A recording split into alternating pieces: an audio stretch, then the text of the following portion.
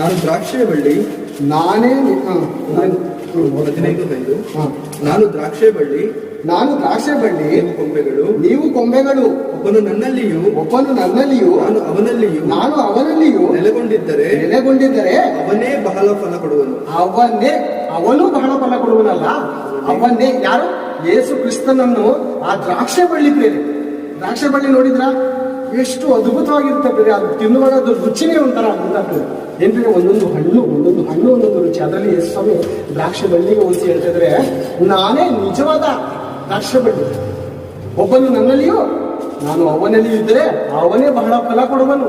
ಬಹಳ ಫಲ ಕೊಡುವುದರಿಂದ ನಿನ್ನ ತಂದೆಗೆ ಸಂತೋಷ ಉಂಟಾಗುವುದು. ಯಾವ ಫಲ? ಲೋಕದಲ್ಲೇನೋ ಹಣ್ಣು ಕಾಯಿ ಹಂಪಲ ನೀನ್ ತಿನ್ನಮ್ಮ, ನಿನಗೆ ರೋಗ ಐತಿ ನೀನ್ ತಿನ್ನು, ಎಲ್ಲೋ ತಗೋ ಕೊಡ್ತಾ ಇದೆಯಾ?